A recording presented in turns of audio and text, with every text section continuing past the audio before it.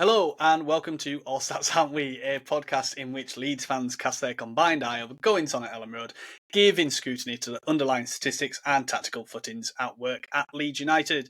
I'm Tom Hosty Cundell and I'm joined today by Adam Elliott. Hello, Adam. Hosty's back. Hosty on hosting duties. Hosty on hosting duties. Hello. We don't need to do a food chat, do we? No, because although you have just had ice cream. I've got ice cream. I'm still eating it. It's still here. And I might eat it occasionally while we're recording, so because there's a bit left. But yes, I do have ice cream, and it's very nice. It's salted caramel. It's brilliant. But we don't need to do that because we've just recorded the review of the Arsenal game. So if you really want to find out what we've eaten and you haven't yet, go listen to the Arsenal review. Exactly. And also you might be confused why I'm still in the same top and Hosty decided to change. I don't really know. But yeah, we have come immediately from that, and he's just decided to wear a different Leeds shirt, which is fair enough. I didn't. When this gets released on YouTube and when it gets released to everyone else, it's going to go out on a different day than what the review did, and I didn't want you all thinking that I was wearing the same top for 5 days. So that is it, really. And I want to show off my array of Leeds United shirts. That's a very fair point. Yeah, once I get round to recycling shirts, I mean, I've already had a square ball shirt and been shouted at for it. So, but anyway, yes, as we've just mentioned, you will see that I'm in a new top and we are on YouTube. So if you could, please like and subscribe. If you don't want to like and subscribe and you are just listening, it would be really appreciative for us all if you could go and subscribe on Patreon. Where's that, Adam? Patreon.com/ASAW Patreon. Also, if you just have a YouTube account that you don't really use, just subscribe to us and just leave it there. Yeah. It just helps. Yeah. Please. Turn off your YouTube notifications. Also, we don't push this enough, but also on Spotify, leave us a review. On whatever app you use for a podcast player. We don't do this enough. Leave a review, say something nice if you can. You can find us on Twitter and Blue Sky as well. All Stats Aren't We. And you can find all of us as well. Yeah. I can't be asked going through everyone's Twitter handle though right now. But what we have got coming up on Patreon, if you do want to go on there, is I will be doing a video looking at our build-up over than how we've set up defensively, basically how we've approached them coming into the Premier League. And we also will have a Patreon Pablo tier exclusive pod, which will be the review of the summer transfer window and where the squad's kind of at. So that will come to you at the international break. So that is coming up. So if you subscribe now, you will be ready. But for now, we are here to discuss Newcastle, who we play on Saturday. This is down in that London because Adam hasn't changed and updated the I forgot about that properly. But who we actually played down at that Ellen Road. And our very own Dan Holdsworth spoke to his wife, the Newcastle fan. Nah, he didn't really. He spoke to Jake Jackman of the True Faith podcast and NUFC blog, which is coming for you right now. Hi, I'm Dan Holdsworth, and today I'm joined by Jake Jackman, who writes for the NUFC blog and podcast with the True Faith Newcastle United podcast. How you doing, Jake? Yeah, good. Thanks for having me on. Looking forward to it. Yeah, good to have you, mate. Good to have you. So let's start with an overview of how things have gone for Newcastle over the last few seasons. Leeds have been out of the Premier League for 2 years, so do you know, maybe just talk a little bit about what's happened in that time, in the last 2 seasons? Yeah, so the last time Leeds were up, we finished fourth, didn't we? We got in the Champions League, so we got in the Champions League. That was a tricky season. That first season, played some good teams in Europe. Played Milan, PSG. Got a very good win against PSG, which was kind of like made the Champions League journey worth it. But yeah, it was kind of disappointing to go out in the groups when we saw what Villa did the year after. So it's like disappointing, and we kind of saw how the squad struggled with playing that sort of those extra games. You kind of don't really realise how important the squad is until you're forced into playing those extra games. So yeah, we struggled with that. Came through and we finished 7th that season, which was pretty good considering. I think in December, we lost nearly every game. You could see that the impact it had on injuries and fitness and fatigue. But yeah, we came through that season pretty well. And kind of when we reflected it, looking back, you look at it and you think a 7th place finish. Did all right did okay in the Champions League considering the group, and it kind of looks better in hindsight than it felt at the time. It felt like it was a real struggle, but when you look back, it was kind of all right. Then last season, It was kind of a mixed bag. Well, it was incredible, but we started quite poorly. There was kind of an overhang from the summer where a lot of players were linked to moves away. There's a lot of PSR talk. We struggled with that, and then started the season pretty slowly. And then we came into form around that sort of October, November, December time. Went on a really good run, climbed up to the top 6 positions and stayed there for the rest of the season. Ended up finishing 5th, which is now a Champions League place. So we were in the Champions League this year. But obviously the highlight of last season was the Cup. We did really well in that in the Carabao Cup. And some people say it's only a Carabao Cup, but for us it was massive. You could see the sort of the scenes at Wembley, the scenes in Newcastle afterwards. It was incredible, and it was a signpost. It was a signpost in our journey. We could see that the progression we'd made. We've got that monkey off our back. We've won a trophy, and yeah, it was really good. And when you look back at the teams we beat Chelsea, we beat Arsenal in the semi-final over 2 legs, and then we beat Liverpool in the final. So it wasn't like we had it easy. We had quite a difficult cup run, and we came through and won it. So yeah, it was a really good season, and given us a really good platform to build on. But I'm sure we'll come on to a bit later. It's not always a straightforward journey. You don't just go straight up. There's always hurdles along the way, as we're finding this summer. Yeah. I mean, what I will say is don't let the celebration please get in your way. A win's a win. Enjoy it. We Exactly. got some of the comments celebrating getting promoted, like oh, you really won the championship. Well, still, it's an achievement. It was, enjoy it. Don't let anybody tell you it's not. Don't let anybody tell you it's not. So, just in terms of the ownership of the club, obviously, the Saudi investment fund bought the club 5 years ago, something like that. And then I think there was a couple of changes recently when, is it Amanda Staveley, who was kind of, I don't know if she was in charge or she's quite a senior figure, left. Was that quite recently as well? Is that like a big change? Yeah.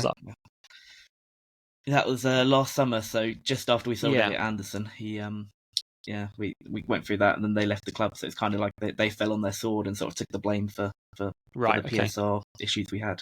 Right, okay, fair enough. Okay, so just the current thing, there's a big drama in the transfer window at the moment. Obviously, the elephant in the room is Alexander Isak. But before we get into that, do you want to just talk about the other business you've done this summer, some of the sort of players you've signed in and players you've sold, that kind of thing? And then we'll get to Isak. Yeah, so yeah, if you we'll leave Isak to one side, but yeah, if you leave him to one side, it has been quite a good summer, really. Ante Elanga's come in from Forest. That was a good sign, and he did well in the Premier League last year. He's got a lot of potential. He's still quite young, so he's the type of player that Eddie Howe's done well with since he joined us. And then after that, we've kind of had a lull of transfer activity. It kind of felt like it was quite slow for us. We've been rejected a lot of times going in for players that other clubs have gone in for. But eventually we have kind of got a few breakthroughs recently. We got Aaron Ramsdale in to provide some competition for Nick Pope. Now, I'm not Aaron Ramsdale's biggest fan, but I think it's a solid signing for competition. And if he does well, fair play to him. Then we got Malik Chow in from AC Milan. We really needed a centre-back. We've not signed a right-sided centre-back for a long time, so that was important. Fabian Schär, as good as he's been for us, he is getting on in age. So yeah, that was an important squad addition, especially with the extra games this year. So I've not seen loads and loads of him. He played against us in the Champions League a couple of years ago, so I've seen a bit of him in Serie A, and he looks like quite a modern-day centre-back, physical. He's got a bit of pace, which we lack in our back four, so hopefully he'll turn out to be a good signing, but we've not seen any of him yet. Maybe we will at Ellen Road, but we'll see. And then Jacob Ramsey came in last week from Aston Villa, so it kind of feels similar to us selling Anderson to Forest last year. They've been forced to sell one of their academy graduates to us, so he looks like a really good sort of typical Eddie Howe player. He's got lots of energy, he can press high, he's got an eye for goal, he's got a lot of growth to go, so hopefully he really pushes on here, and he adds another option in midfield. So yeah, we've done some good business, kind of raise the floor of the squad more than raising the ceiling. But I think given the extra games we've got, if we can consolidate in that sort of top 6-7, then we've done well. And I think improving the squad was key to that, and they've definitely done that. And hopefully there'll be one or two to come, but yeah, we'll see on that. Okay, I've just realised that Malik Thiaw played against Leeds 2 weeks ago in a friendly. There we go, for AC Milan. I hadn't twigged that. I think that must have been his farewell Probably game. His last game. Yeah, it was on the 9th. It was the week before the season, 9th of August. Yeah, it was our last friendly was against AC Milan. So I played in that, and then must have come to you a week later. Yeah, cool. Okay, so obviously we've mentioned the exact situation, so feel free to vent your anger at Alexander Isak and his stance this summer. So what's the background? How did it start? Do you have any sort of insight into why he is acting the way he is? Yeah, it is a tough one. I think there been noises since he came to the club. Really, there's been links to Arsenal. There've been links to Liverpool over the last sort of 12 months, and he has felt like the one player that has grown a bit too quickly for Newcastle. He is one of the best strikers in the world, arguably one of the best players in the world. And although we have made a lot of progression, maybe we're not quite at that level. I think he's unhappy. He didn't get a new contract. I think he was promised one by Amanda Staveley kind of over 12 months ago. Then they left the club.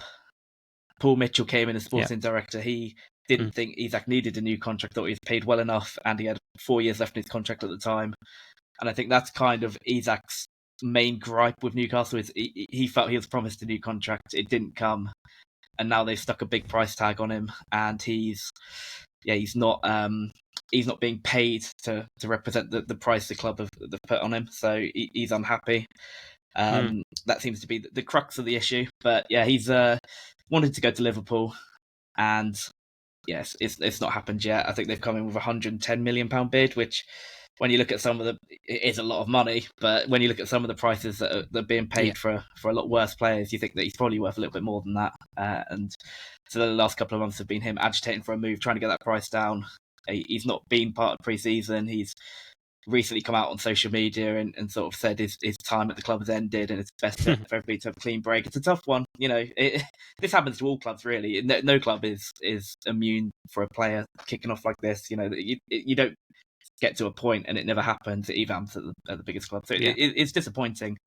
I think the main disappointment Newcastle fans have is that he kind of started kicking off well into the transfer window. It was quite, when pre-season started, he was part of the squad, he was training, and then he just drops out. And everybody feels if he'd done this a lot earlier, made this stance a lot earlier, maybe we would have been able to plan for it. It does feel like the club have been caught cold.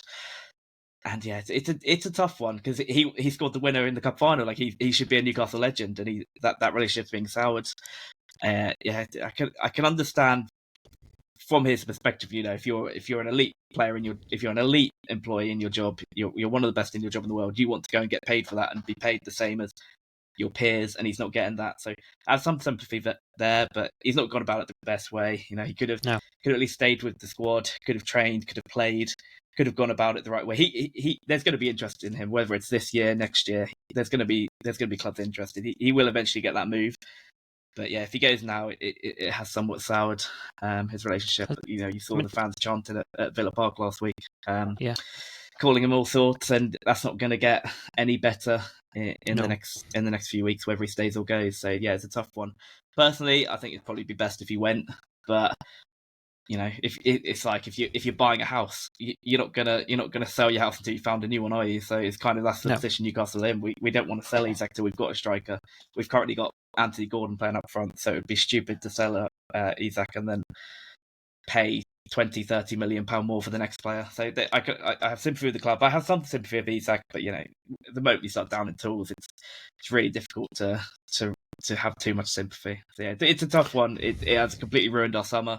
If that hadn't have happened, I'd be properly confident for the year. But it is just a cloud over over the club at the moment.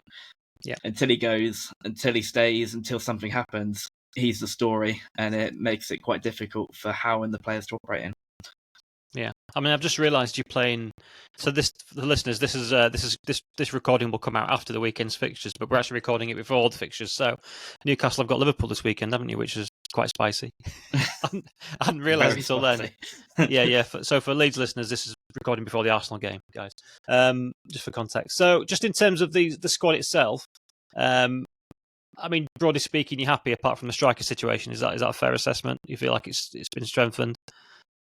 That aside, is that a fair assessment? And what do you expect to happen between now and the end of the transfer window? Yeah, so I think the squad has got a lot better since last season. We've got a lot deeper. If you look throughout all positions here, goalkeeper, we've got Ramsdale and Pope.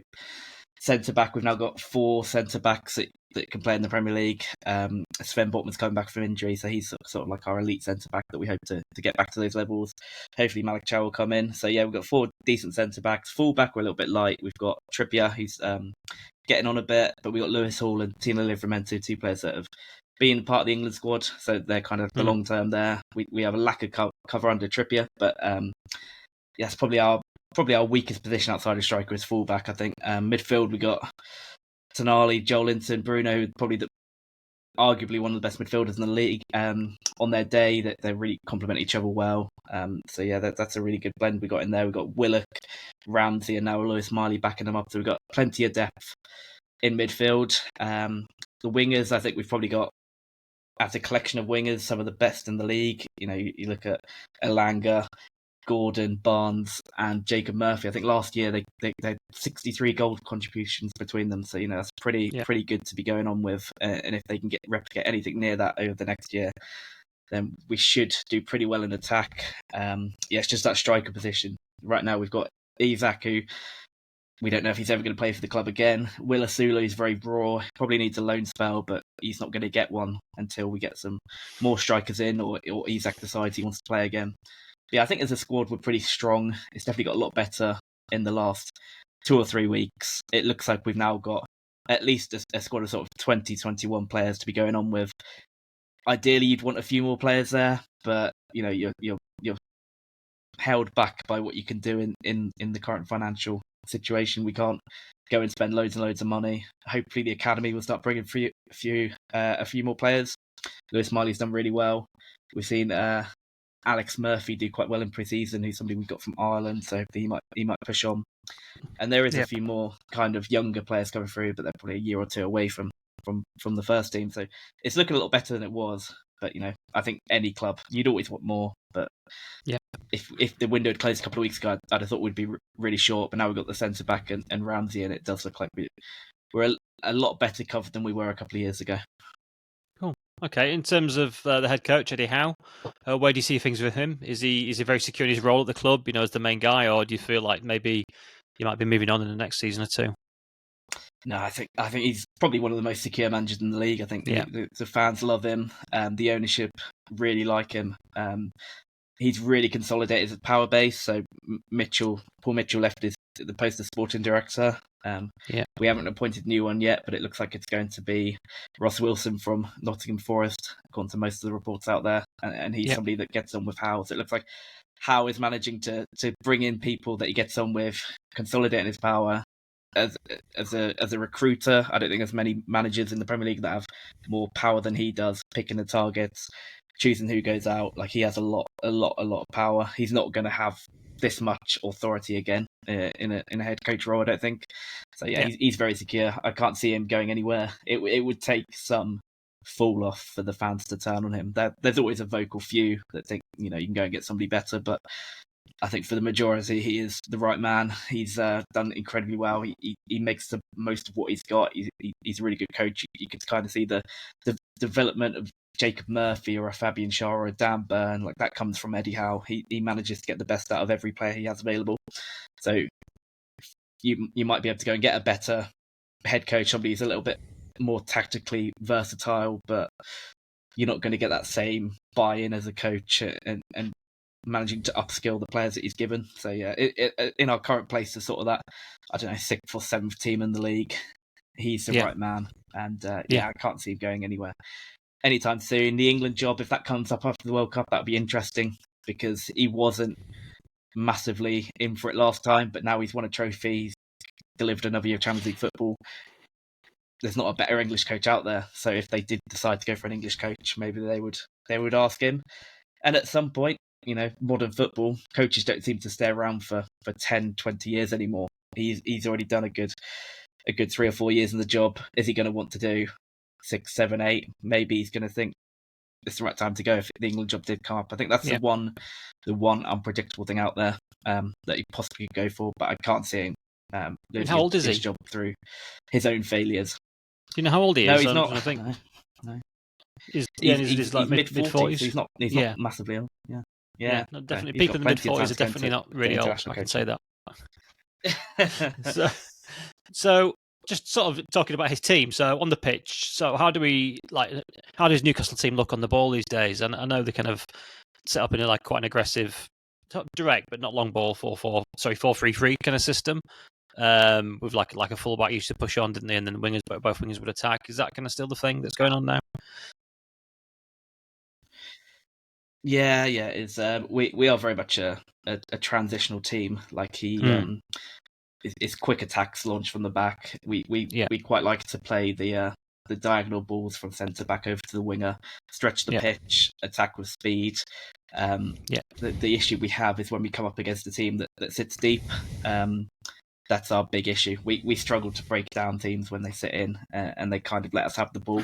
We're much better at that sort of open basketball game where we can kind of control the chaos. That seems to be Hal's mantra. But it's a difficult style to pull off when you're playing the extra games with the Champions League and the cup competitions. That's kind of where we fell down 2 years ago. Our style's so intense. You need to be so fit to do it that players to start to fall off and get little muscle injuries here and there. But yeah, that is our style. We look to.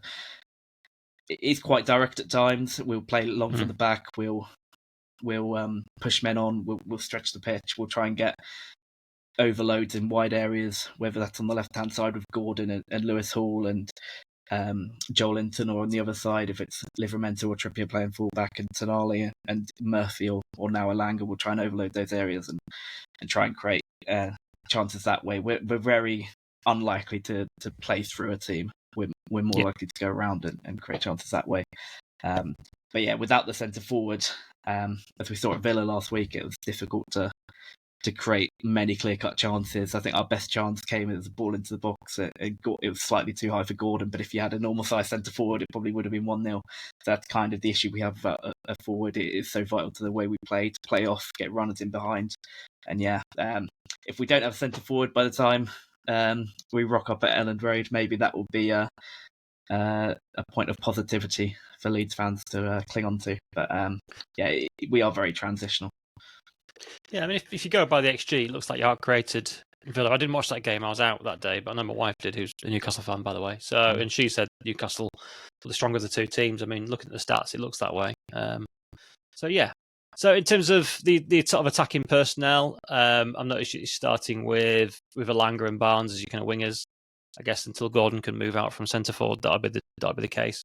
Are both fullbacks attacking these days, and Joe Linton, or is it just one of the fullbacks and Joe Linton? How many players do you sort of tend to flood forward with? Is that kind of clear? Yeah. We'll.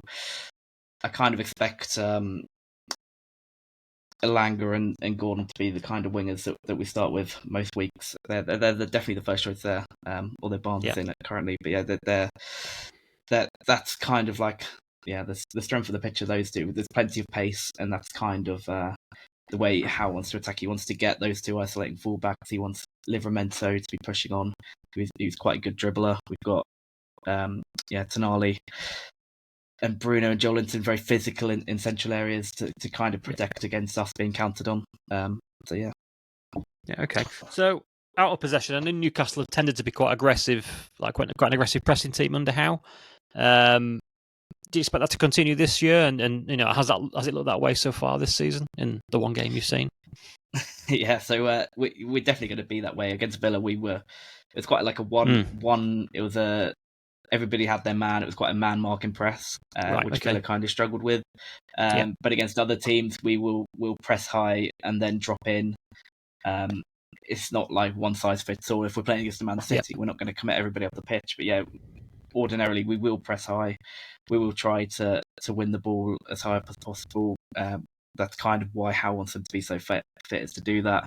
But it gets to a point. Kind of Newcastle's biggest strength is not the press itself. It's when a team gets through the press, the pace that the team then transitions into like a block at the back is quite impressive. Like it's so quick. The amount of times in a Newcastle game you'll see the opposition have, it looks like they've got a 4-on-4 or a 5-on-4, and then suddenly men flood back and the chance kind of goes. So that is the biggest strength. It's not just the press. It's just how quick we are to then transition if the press fails. I think that's going to continue. I think he's going to have to be wise on the press. Like you can't play like that for if we played 60 games a season, as we might, depending on how we do in other competitions. You can't go out and press like that 60 games. No, because you're just going to burn out. Somebody you might know under Bielsa, like that. That was kind of the issue. Oh yeah, totally.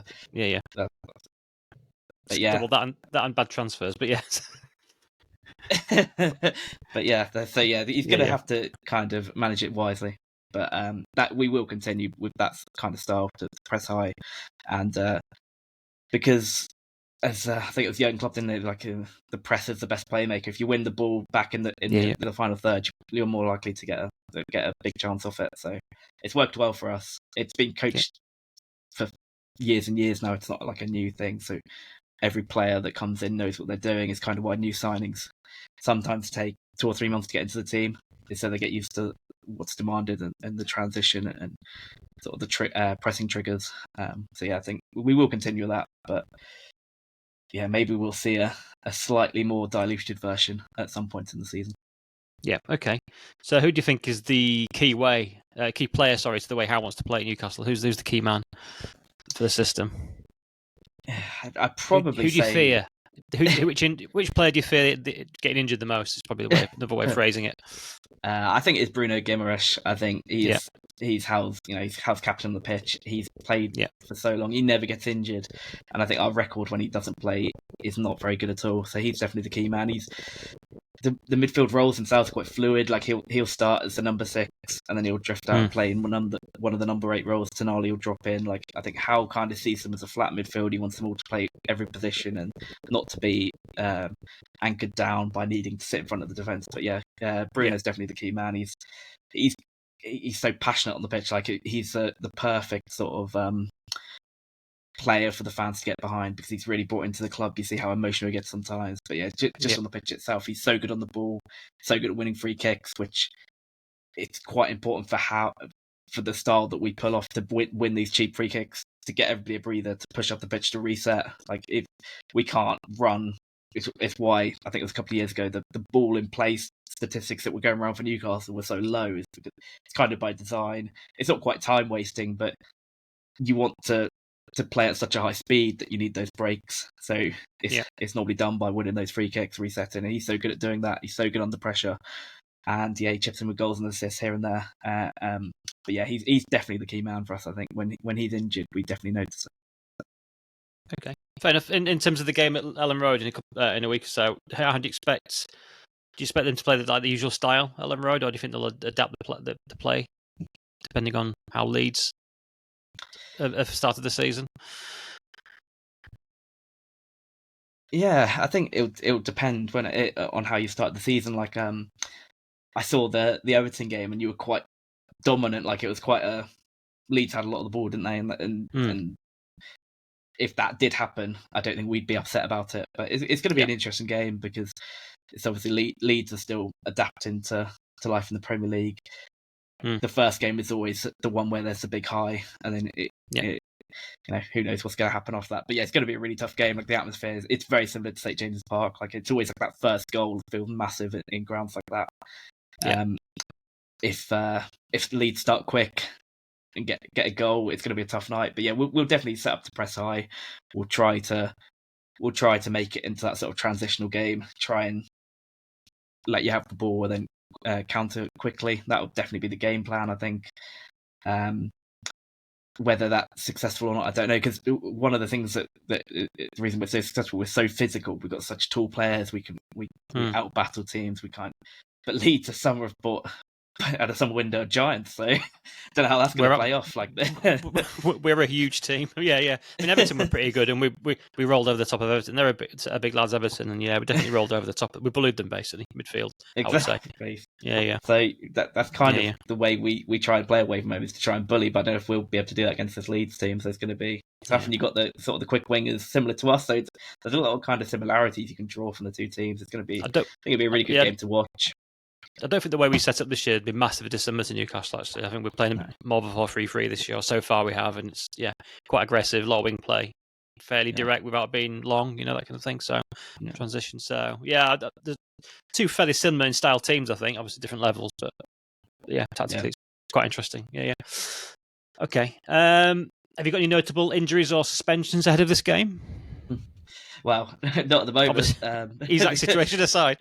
Well, yeah, he's probably not going to play. But you've obviously mentioned we play Liverpool on Monday night, and that's going to be a that's going to be quite the atmosphere. So I would imagine. Would it be shocking me if we got a player sent off in that? Probably not. So maybe we'll have a suspension by the time the game goes. But currently everybody's fit. I think Joe Willock was our only injury, and he's come back into training. So everybody looks to be fit and well, and going into the game. So no noticeable absences apart from the striker. So assuming there are no injuries and the suspensions between now and then, what would you expect the lineup to be? Or can you hazard a guess at the lineup? I think it'll be quite similar to the team that played at Villa. It'd be Pope in goal at this point. It wouldn't surprise me if Livramento's at right back at that time, and then it will be Shah and Byrne in the middle, and Lewis Hall at left back. I think that will be the back five. Yeah. Lewis Hall hasn't played a great deal of football, but by then he might be ready to start. If not, it'll be Livramento on the left and Trippier on the right. That'll be Joelinton, Tonali, and Bruno in the middle, and Elanga, Gordon, and Barnes, I would guess. But it might, by the time that game comes around, maybe we signed a striker and Gordon's on the left and we got a striker playing up top. But at the time of recording, that's probably the team with Gordon, Barnes, and Elanga. Fair enough. Okay, and so we don't really ask for predictions generally, but what I will ask is where do you think the game can be won or lost? Yeah, it's going to be. Question, eh? It's a tough question. I think it's who comes out top in that transition. I think if Bruno, Tonali, and Joelinton can get on top and dominate that area, we're likely to get some good chances. But Leeds, you got some great players like Stack had a really good day, didn't he? He's going to be an interesting player. I think he'll be a good buy. Yeah. So he's not going to be easily bullied in there. So it's definitely going to be those areas. I think set piece is going to be massive as well. Like last week, we've got a new set piece coach. We had some quite inventive ones at Villa, and then I was watching on Monday. Leeds looked very good, very threatening at set plays, as you would expect with having all those big players. Land of the Giants. Yeah. Exactly. But so maybe it'll be set pieces. Maybe it will be a tight game and a set piece. Either way wins it. But definitely, it's definitely going to be interesting to see the transition. I don't see either one of the teams having loads of the ball, but I don't think either one of the teams wants loads of the ball. Like, it's going to be quite 50-50. I think it's going to be a lot of end-to-end action, and it'll be whoever can take the chances. But I think set piece is probably the one for me. If I was predicting to say that could have a telling impact. Cool. All right. Well, thanks for that, Jake. So thanks for joining us. Where can our listeners find your content? Yeah, so I'm on X. It's at Jake Jackman. It's got two N's because somebody rudely took it before me. But I also write for the NUFC blog, and I podcast with True Faith. So you can check both those out if you want more Newcastle content. Absolutely. Oh, great. Well, thanks for your time, Jake, and good luck this weekend. Yeah, cheers. Sorry to interrupt. Just a quick one. If you're enjoying the video, be sure to like and subscribe to help us keep the content coming. And if you want even more, you can support us over on patreon.com/ASAW Patreon. You'll get bonus podcasts, exclusive articles, and access to our Discord community, all while helping us make more of the content you love. Thanks. Now let's get back to it. Well, that was really good. Thank you to Jake. He knows Newcastle really well, as you would suspect. And but what's with so the does accent? Dan, and so does his wife. What's with the accent? I'm not complaining, but three guests so far this season, which is fantastic. I think we only got 3 or 4 all of last season, which is brilliant. So thank you for coming on. We had a German Arsenal fan, and we've had 2 Southern fans of Everton and Newcastle. It's fine. We've got friends of this parish. We need more power to the north, is what you're saying. This is what I mean. We've got we're two. I know I don't sound it that much, but we're 2 northern blokes, and I love having Jacob on here, who's very much not, and other people that have been on this podcast in years gone by that are not. But very unnerving how many of them are spread everywhere of these Premier League clubs. Yeah. Wait until Will does a podcast for someone as well. Like, that's just going to throw people off when he says he's a Leeds fan. Yeah. But Adam, what can you pick out from that interview that sticks out to you? I mean, it's just Newcastle stylistically, like Arsenal, are pretty much kryptonite for Leeds in terms of at least what we looked like in the Championship last season, and at least what we've tried to be in the first 2 games of this season.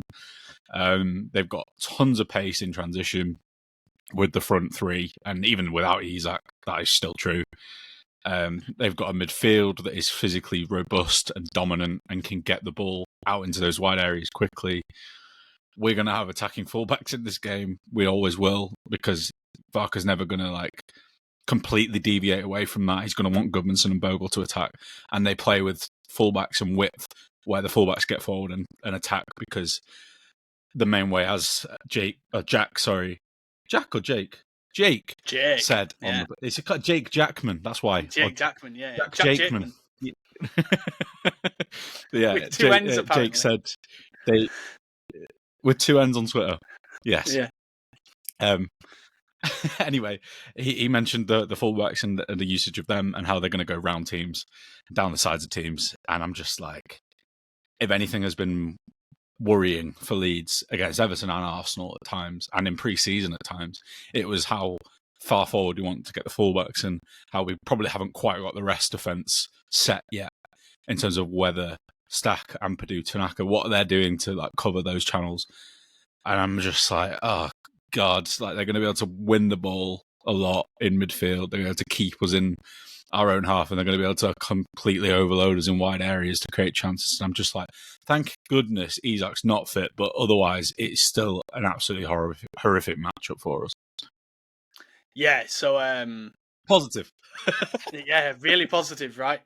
And it's weird because I think John did mention it in one of the chats. That's John McKenzie, if anyone's wondering who we're talking about. I'm sure you all know exactly who we're talking about, though. That Leeds are kind of trying to be a pseudo-Arsenal in a way, and I guess sort of if that's the case, then you kind of go Arsenal, Newcastle, Leeds as being those pseudo-teams of levels of where it's at, so we're getting and at the same time, it's everyone's kryptonite. There might be, by the way, there might be another team between Arsenal and Newcastle. And another team, Leeds. Yeah. There probably is. I can't think. Maybe Forest. No, I can't write potentially. Yeah, maybe that's probably a good shout. Yeah. So there's kind of this blueprint now of what helps you survive and helps you thrive in the Premier League, I guess. And that I thought that's where we were going. We've discussed on the Arsenal pod. We're going to discuss it a little bit with that when we get on to what Leeds could do, I guess, a little bit. But yeah, I guess the next bit is just kind of what do we expect that starting lineup to be? You've just said Isak's not going to play. We don't expect him to, even if he by that time has said, okay, I'll stay at Newcastle. I'll put my dummy back in or whatever. I mean, I guess that's only happening after this game. Yeah, 100%. It's only happening after September the 1st. That's probably a Tuesday 10 a.m. Did the deal sheet go through in time, sort of thing? Or it didn't. It had to go via Saudi Arabia and never made it. Something like that, probably. Yeah, something like that. the lineup then. What are we thinking, Adam? Yeah.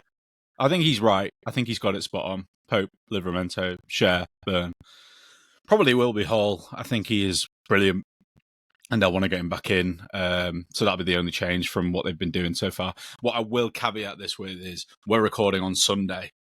And unfortunately, Newcastle play tomorrow night against Liverpool. So we don't actually know what their team is for that. I'm really hoping they get 3 red cards and 4 ACLs, if I'm being honest. But that's not going to happen. So if it's all being well, it will be what he said. So if you're listening to this and one of these players is injured, then fair enough. But yeah, Pope, Livramento, Sherburn, Hall, Bruno Tonali, Joe Linton in the middle, Gordon as the number 9 at the moment, and then Barnes and Elanga on either side of him. I guess the only subtle changes that could happen there are, I think Chow will play soon because I was going to say that could be the one change that we see there. Yeah, absolutely. Soon, I think that's going to happen because he's just a much younger, perfect kind of profile centre back these days. Big, mobile. He's 6'5", very quick, very strong, quite good on the ball.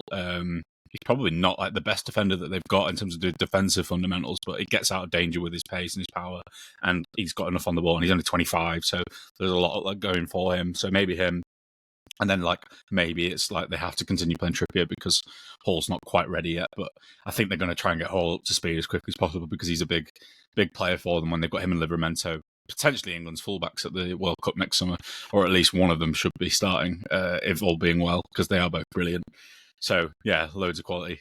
Just like even without, he's like you just look at that team. I've got it next to me, and I'm like, yeah, F I think me. the other sort of way that I'm thinking is that if they're playing on Monday, do they rotate in Ramsey? Is Ramsey going to be ready to slot in? Oh, God, you're just naming first, players. like, I'm just naming a player that's just unreal again, right? Another future England player who could be at the World Cup next year as well. Is it the World Cup that we're at next year? Is it World Cup? Yeah, it's in America. Isn't it? Yeah. So yeah, even when you think about the players who could swap in, you're kind of like, oh dear. Can I quickly talk about a couple of my favourites? Go for it. I think, talk about your this favourites. Newcastle team is probably the Premier League team, other than maybe Man City, that I've watched over the last few years the most. A team I know quite well. So I wasn't really particularly surprised by anything that Jake said in the interview, but there are just some players that are just phenomenal. I think the fullbacks are both great. I think Hull is like probably England's best left back now already, even though I am actually quite a big fan of Luke Shaw and what he's about.